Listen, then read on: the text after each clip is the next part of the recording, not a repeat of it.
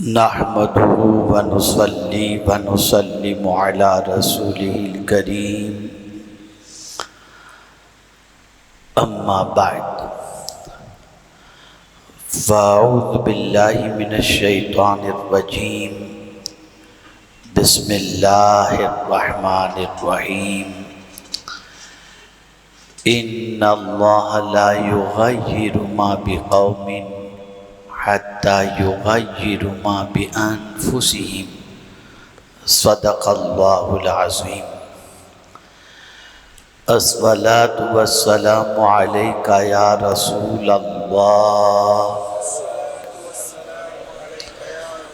الصلاة والسلام علیک یا حبیب اللہ، الصلاة والسلام علیک یا نبی اللہ، الصلاة والسلام علیک یا نور اللہ، وعلی آلک واصحابک یا حبیب اللہ، صلی اللہ تعالی علیہ وسلم۔ میرے پیارے آقا صلی اللہ تعالی علیہ وسلم کے پیارے دیوانوں، ہمارے لیے قابل اعتبار اور ہماری عبادتوں کے لیے جن مہینوں کا اور جس سال کا اللہ عز و جل نے اہتمام فرمایا ہے وہ قمری سال ہے۔ جتنی بھی عبادتیں ہم کرتے ہیں اس کا تعلق اسلامی سال اور اسلامی مہینوں سے ہے، لیکن چونکہ دنیا میں ہم رہتے ہیں اور دنیاوی سارے معاملات وہ انگریزی سال کے اعتبار سے چلتے ہیں، چاہے وہ بچوں کی چھٹی کا معاملہ ہو یا اسکول کے نظام کا معاملہ ہو، چاہے ٹیکس بھرنے کا معاملہ ہو یا کسی چیز کا،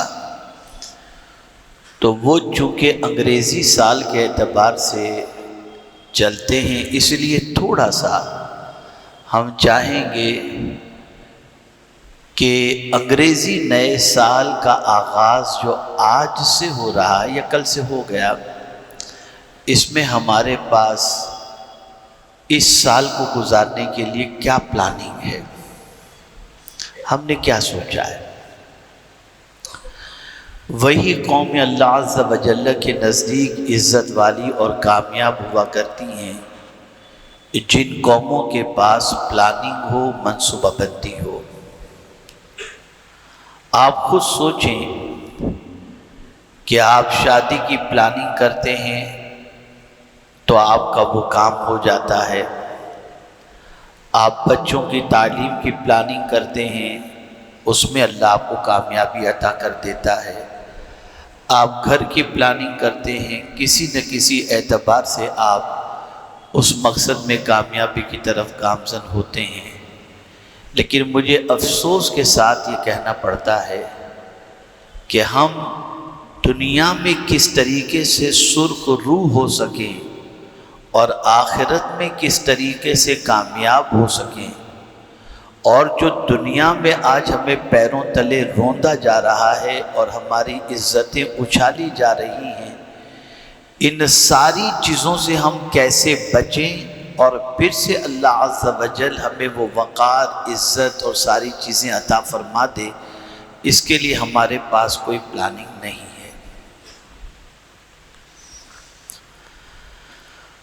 پروردگار جل جلالہ بن مانگے ہمیں بہت ساری نعمتیں اس نے عطا فرما دی، زمین بن مانگے اس نے دی، آسمان بن مانگے اس نے دیا، زندگی بن مانگے اس نے عطا فرمائی، آب و ہوا بن مانگے اس نے عطا فرمائے، لیکن میرے پیارے آقا صلی اللہ تعالی علیہ وسلم کے پیارے دیوانوں، پھر یہ قحط سالی، پھر زمین کا بنجر ہو جانا، اور پھر انسانوں کا پریشانیوں میں گرفتار ہونا، اس کی وجہ کیا ہے؟ تو یہ اٹل قدرت کا قانون ہے کہ اللہ عز و جل بہت ساری نعمتوں کو ہمیں عطا فرماتا ہے، لیکن جب وہ نعمتوں کی بندہ ناقدری کرتا ہے تو اللہ اس نعمت کو اس سے چھین لیتا ہے۔ آج آپ دیکھیں سب سے زیادہ اللہ کی جس نعمت کی ناقدری ہو رہی ہے، تو میں اگر یہ کہوں تو غلط نہ ہوگا کہ اسلام اور قرآن اور رسول اعظم صلی اللہ علیہ وسلم جیسی عظیم نعمت کے ہمارے پاس ہونے پر ہم اس کی ناقدری کر رہے ہیں۔ آپ مجھے بتائیے، جس دین کو اللہ نے ہمارے لیے پسند کیا، پیدائشی مسلمان اس دین کے بارے میں کچھ نہیں جانتا۔ جس قرآن کو اللہ عز و جل نے نازل فرما کر حفاظت کا ذمہ لیا، اس قرآن کو نہ پڑھنے کا وقت ہے، نہ وہ قرآن پڑھنا مسلمان جانتا ہے۔ جس رسول اعظم صلی اللہ علیہ وسلم کو اللہ نے بھیج کر فرمایا لَقَدْ مَنَّ اللَّهُ عَلَى الْمُؤْمِنِينَ إِذْ بَعَثَ فِيهِمْ رَسُولًا، احسان جتایا اللہ نے مومنین پر، اس رسول سے ہمارا تعلق کمزور ہو گیا۔ ہم سب سے تعلق بنانے میں لگے ہیں، رب اور اس کے پیارے حبیب صلی اللہ علیہ وسلم سے ہمارا تعلق کمزور سے کمزور ترین ہوتا جا رہا ہے۔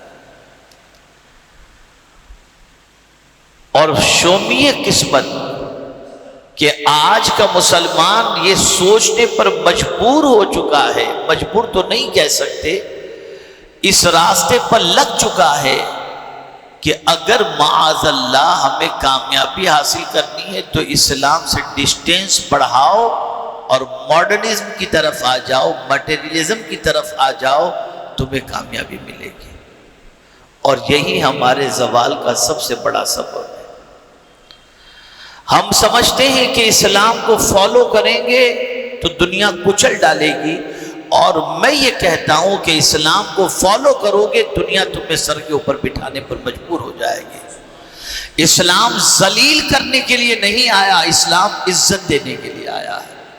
اور تاریخ اٹھا کر کے دیکھو، جن کو کوئی نہیں پہچانتا تھا، وہ جب اسلام کی آغوش میں آ گئے اور اسلام کے اوپر چلنا اور اسلام کے پیغام کو عام کرنے میں لگ گئے، تو اللہ نے اتنی عزت عطا فرمائی کہ تاریخ اس بات پر گواہ ہے کہ اور کسی ذریعے سے انہوں نے وہ مقام نہیں پایا جو مقام انہوں نے اسلام کے ذریعے پایا ہے۔ جب مسلمان ہی اسلام پر چلنے کے لیے تیار نہیں ہوگا اور اسلام کی ناقدری کرے گا، اور ناقدری کی سزا کیا ہو رہی ہے جانتے ہیں؟ سب سے بڑی سزا یہ ہو رہی ہے کہ اب آدمی گلٹی فیل کرتا ہے، کالج میں، پروفیشنل لوگوں کے درمیان، کارپوریٹ سیکٹر کے اندر بچے جو ہے وہاں پر اور بزنس مین وہاں پر جاتے ہیں تو خود کو مسلمان کہلانے میں گلٹی فیل کرتے ہیں کہ پتہ نہیں یہ میرے بارے میں کیا سوچے گا۔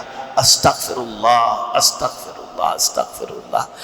جس کے مسلمان ہونے پر مسلمان کو فخر کرنا چاہیے اور شکر ادا کرنا چاہیے، آج اسی اسلام کو فالو یا اس کے ماننے والے ہونے پر آدمی گلٹی فیل کرے تو کیا ہوگا؟ آپ مجھے بتائیے۔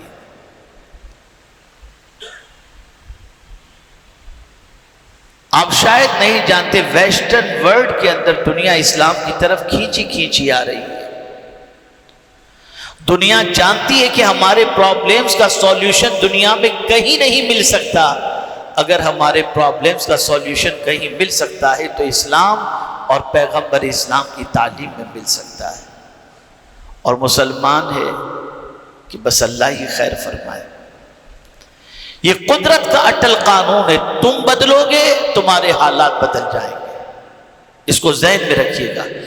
ہم جیسے جیسے بدلنا شروع کریں گے، گناہوں سے رشتہ توڑنا شروع کریں گے، نیکیوں سے رشتہ جوڑنا شروع کریں گے، اللہ کی مخلوق کی خدمت کرنا شروع کریں گے، عبادت و ریاضت کی طرف راغب ہوں گے، اللہ اور اس کے رسول کی محبت سے سرشار ہو جائیں گے، میں آپ کو یقین کے ساتھ کہتا ہوں میرا پروردگار وہ عزت عطا کرے گا جو شاہان وقت کو بھی عزت نصیب نہیں ہوتے۔ خواجہ صاحب کی زندگی دیکھ لیں، غوث پاک کی زندگی دیکھ لیں، یہ سب کی زندگی اس بات کی غمازی کر رہی ہے کہ اللہ اور اس کے رسول جل جلالہ صلی اللہ علیہ وسلم کی قربت کی بنیاد پر اور ان کی محبت و اطاعت کی بنیاد پر اللہ عز و جل نے انہیں کتنی عزت اور سربلندی عطا فرمائی۔ مسلمانوں اپنی سوچ بدلو، مسلمانوں اپنی فکر بدلو، مسلمانوں اسلام کے سلسلے میں اپنی زندگی کے اندر بار بار احتساب کرو کہ کہیں اسلام کی شمع مدھم تو نہیں پڑ گئی، کہیں ہمارا تعلق ہمارے دین سے ٹوٹتا تو نہیں جا رہا، کہیں ہمارا تعلق اللہ اور اس کے رسول سے کمزور تو نہیں ہو رہا۔ ایک بات سے بتاتا ہوں، آپ کی سمجھ میں آ جائے گی۔ آج ہمارے اس ماحول کے اندر عزت کا ذریعہ ہم نے کس کو سمجھا؟ ہم نے سمجھا کہ لمبی کار ہوگی تو عزت ملے گی، بینک بیلنس ہوگا تو عزت ملے گی، عالی شان محل ہوگا تو عزت ملے گی۔ آج ہم انہی چیزوں کے ذریعے عزت حاصل کرنے کی کوشش کرتے ہیں، نتیجتاً نہ یہ چیزیں مل پاتی ہیں اور نہیں مل پاتی تو انسان ڈرگس کا کاروبار کرتا ہے، پتہ نہیں کیا کیا کر کے ان چیزوں کو حاصل کرنے کی کوشش کرتا ہے تاکہ عزت ملے۔ لیکن خواجہ صاحب کو کس چیز سے عزت ملی؟ جملہ یاد رکھیے گا، شاید آپ کی زندگی میں تبدیلی پیدا کر دے۔ ہم نے چیزوں کے ذریعے عزت حاصل کرنے کی کوشش کی اور اللہ والوں نے عزت کے مالک سے عزت حاصل کرنے کی کوشش کی۔ عزت کا مالک خدا ہے، وہ جسے چاہے عزت عطا فرما دے، اس سے عزت مانگو، اس کے بتائے ہوئے راستے پر چلو۔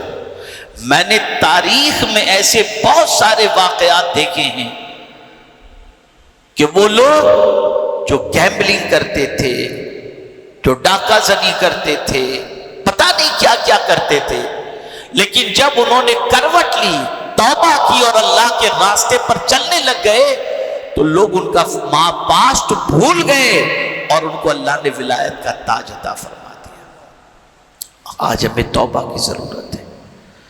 تو سب سے پہلا کام 26 میں ہمیں جو کرنا ہے وہ ایک تو اللہ کی طرف رجوع کرنا ہے۔ بہت دور نکل گئے ہیں ہم اللہ سے، اللہ سے فاصلہ ہم نے بہت بڑھا لیا۔ میں ایک جملہ بتاؤں آپ کو، ہم اپنے دکھ مخلوق سے تو بہت دیر تک بیان کرتے ہیں، خالق سے بیان کرنے کے لیے تیار نہیں۔ اپنے دکھوں کو اللہ کو بتاؤ، اپنی پریشانیوں کو اللہ کو بتاؤ، اپنے غموں کو اللہ کو بتاؤ۔ اللہ والوں کے توسل سے اللہ کی بارگاہ میں دعا کرو، اللہ تعالیٰ کرم کی نظر فرمائے گا۔ لیکن ہماری پوزیشن یہ ہے کہ ہم نہ جانے کہاں کہاں بھٹکتے ہیں سوائے اللہ کی بارگاہ میں جانے کے اور اس کے رسول صلی اللہ علیہ وسلم سے استغاثے کے۔ تو پہلا کام 26 میں آپ کو یہ کرنا ہے، رجوع الی اللہ، اللہ کی طرف دوڑو، پلٹ آؤ اللہ کی طرف۔ اللہ سے دور ہو کر کے ہم نے بہت کچھ گنوا دیا، اب اللہ کے قریب ہو جاؤ۔ دیکھیے اسلامی سال اور انگریزی سال کا فرق بتاؤں۔ انگریزی سال کا اینڈ ہوتا ہے گناہ سے اور ابتدا بھی ہوتی ہے گناہ سے، اور اسلامی سال کا اینڈ بھی ہوتا ہے قربانی سے اور ابتدا بھی ہوتی ہے قربانی سے۔ یہ اسلامی سال، اسلامی سال خدا سے جوڑنے کے لیے آتا ہے، دین سے جوڑنے کے لیے آتا ہے، زندگی کے اندر مقصد زندگی بیان کرنے کے لیے آتا ہے۔ لیکن نہ ہم اسلامی سال سے کچھ سیکھ رہے ہیں اور نہ انگریزی سال سے، ہمارے پاس کوئی پلاننگ نہیں۔ اگر کوئی کہے ارے پلاننگ کیا، سب کچھ اللہ بہتر کرنے والا ہے۔ آپ بہتر سمجھتے ہیں یا اللہ کے رسول صلی اللہ علیہ وسلم بہتر سمجھتے ہیں؟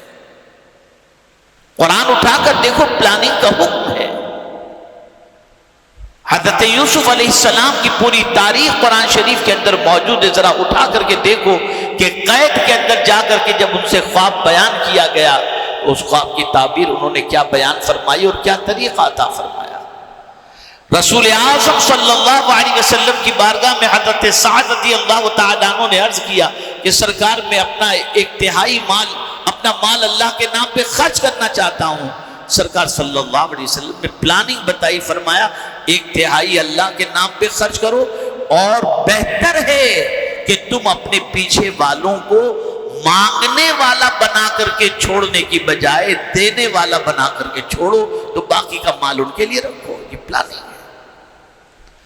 کیا حضور صلی اللہ علیہ وسلم کا مدینہ منورہ کی طرف ہجرت کرنا، کیا یہ پلاننگ نہیں ہے؟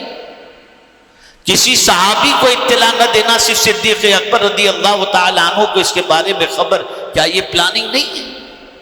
اسلام میں پلاننگ کی اہمیت ہے، منصوبہ بندی کی اہمیت ہے، لیکن ہمارے یہاں اپنی زندگی اور اپنے فیوچر کے بارے میں کوئی پلاننگ نہیں، کوئی چیز نہیں۔ اور یہ بات خاص طور پر میں عرض کر دوں، بڑی تحقیق کے بعد، بڑے غور کے بعد میں اس نتیجے پر پہنچا ہوں، آج جو دنیا آرٹیفیشل انٹیلیجنس اور یہ سیکھو، یہ سیکھو، یہ سیکھو، یہ ضرورت، ٹھیک ہے، میں اسے انکار نہیں کرتا۔ چیلنجز کے دور کے اندر آپ اس طرف توجہ دیں، ٹھیک ہے اپنی جگہ پر، لیکن ایک بات خاص طور پر عرض کروں گا، آج کا دور وہ دور نہیں ہے کہ جو مکہ مکرمہ سے ہجرت فرما کر سرکار صلی اللہ علیہ وسلم جب مدینہ منورہ پہنچے تھے اس وقت جیسی سچویشن آج ہو۔ جو صحابہ مکہ سے مدینہ منورہ پہنچے، رہنے کے لیے مکان نہیں، تجارت کے لیے سامان نہیں، کھانے کے لیے اشیاء نہیں، کوئی چیز بھی نہیں، سب کچھ گھر بار، سارا تجارت کا سامان سب کچھ چھوڑ کر کے وہاں گئے۔ تو بیزک نیڈ کیا تھی؟ بیزک ضرورت کیا تھی؟ بیزک ضرورت یہ تھی کہ حضور صلی اللہ علیہ وسلم ان کو اس طرف راغب کرتے، کیا عقد مواخات کیا، بزنس میں پارٹنر بنایا، بھائی بھائی بنایا، ایک دوسرے کا انتظام رہنے کھانے پینے کا کیا۔ لیکن جب میں مدینہ منورہ کا جمعہ کا پہلا خطبہ حضور کا پڑھتا ہوں تو میرے رونگٹے کھڑے ہو جاتے ہیں، اور اس سے آج کے دور کے اعتبار کی فکر کا موازنہ میں جب کرتا ہوں تو مجھے لگتا ہے کہ ہم شاید کہ بہت ساری چیزوں کی طرف راغب کر کے اس اصل سے اپنے چہرے کو پھیر رہے ہیں۔ کیا خطبہ جمعہ کا پہلا خطبہ تھا؟ پہلا خطبہ سرکار صلی اللہ علیہ وسلم کا مدینہ منورہ کا جمعہ کا خطبہ، اس کا ابتدائی جملہ اگر آپ پڑھیں تو آپ کی عقل دنگ رہ جائے گی۔ حضور صلی اللہ علیہ وسلم اللہ کی حمد و ثنا بیان کرنے کے بعد ارشاد فرماتے، یہ پہلا جملہ سرکار کا سماعت فرمائیں، سرکار صلی اللہ علیہ وسلم فرماتے سفر لمبا ہے اور سامان سفر کم ہے، سامان سفر کی تیاری کرو۔ یعنی پہلا جملہ حضور یہ فرما رہے ہیں کہ آخرت کی تیاری کرو، وہاں کا سفر لمبا ہے اور وہاں کے لیے اپنے پاس سامان سفر نہیں یا کم ہے۔ آخرت کو بھلایا نہیں۔ ایسی سچویشن کے اندر جہاں دنیا کی دوسری ضرورتیں دعوت دے رہی تھی، پھر بھی سرکار صلی اللہ علیہ وسلم نے صحابہ کو اور مدینہ منورہ کے بسنے والوں کو آخرت کی طرف توجہ دلائی۔ آج ہم دنیا میں اتنے گم ہو گئے کہ آخرت کے بارے میں کوئی ذکر بھی کرے تو ہمیں اچھا نہیں لگتا، ہمیں تو کوئی دنیا کی بات کرے تو اچھا لگتا ہے، اور آخرت کی فکر ہماری نظر سے اوجھل ہو گئی۔ عرض کرنے کا منشا یہ، سب سے پہلا کام اللہ کی طرف رجوع کرو، اللہ کی طرف پلٹ آؤ، اور یہ پلٹ آنا ہی اللہ عز و جل کی بارگاہ سے آنے والے عذاب سے بچنے کا سب سے بڑا ذریعہ ہے۔ دوسرا کام رجوع الی الرسول، سرکار کی طرف پلٹ آؤ، آ جاؤ رسول اعظم صلی اللہ علیہ وسلم کی طرف، ان کی تعلیمات کی طرف، ان کی محبت کی طرف، ان کی عقیدت کی طرف.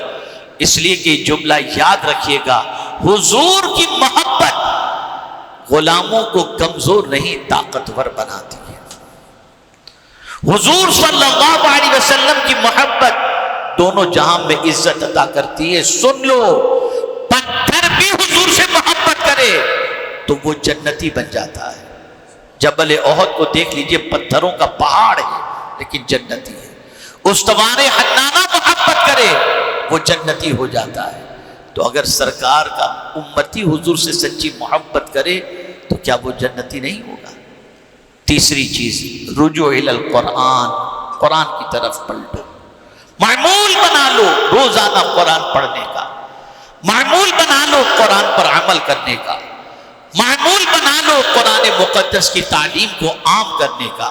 اگر یہ تین ہی کام ہم نے کر لیے اور نئے سال میں ہم احتساب کریں ڈیلی کہ ہم کتنا اللہ کی طرف بڑھے، کتنا گناہوں سے پیچھے ہٹے، کتنا رسول اعظم صلی اللہ علیہ وسلم کی طرف بڑھے، کتنا ہم قرآن کی طرف بڑھے، ہماری زندگی میں کیا چینجز آئی، اور اس کا احتساب کرنے لگ جائیں گے تو ایک وقت آئے گا کہ آپ کی زندگی کامیابی اور کامرانی کی شاہراہ پر ہوگی. ایک چھوٹے سے جملے کے ذریعے میں آپ کو بتاؤں، اگر روزانہ آپ نے آدھے پارے کی ہی نہیں آدھے رکوع ہی کی تلاوت کی تو آپ ایک مہینے کے بعد دیکھیں گے کہ اللہ اکبر میرا ایک پارہ مکمل ہو گیا. اور پھر آپ دیکھیں گے کہ جس دن روزانہ اتنا پڑھنے کے بعد وہاں تک پہنچیں گے، جب 20 پر آپ پہنچ جائیں گے تو آپ کی طبیعت چاہے گی اب جلدی سے میں قرآن ختم کر لوں. اور جس دن قرآن ختم ہوگا اس دن جو آپ کو خوشی ملے گی، ایسی خوشی دوسری چیزوں کے ذریعے آپ کو نصیب نہیں ہو سکتی. تھوڑا تھوڑا شروع کرو، تھوڑا تھوڑا شروع کرو. تو آپ پلان بنائیں، دنیاوی اعتبار سے تعلیم کا پلان بنائیں، دینی اعتبار سے اپنا. سب سے اہم چیز آپ کا اور ہمارا دین اور ایمان یہ ویک نہیں ہونا چاہیے، یہ کمزور نہیں ہونا چاہیے. اس کے لیے خوب محنت کریں. اللہ رب العزت جل جلالہ، آقا کریم رؤوف الرحیم علیہ التحیۃ والتسلیم کے صدقہ و توفیل مجھے آپ کو سب کو اللہ عز و جل اور اس کے رسول صلی اللہ علیہ وسلم اور قرآن کی طرف رجوع کرنے کی توفیق عطا فرمائے، اور ہمارا رابطہ درود شریف کے ذریعے اللہ کے رسول سے، قرآن کے ذریعے اللہ عز و جل سے مضبوط کرنے کی توفیق نصیب فرمائے. وما علینا الا البلاغ المبین. السلام علیکم ورحمۃ اللہ وبرکاتہ.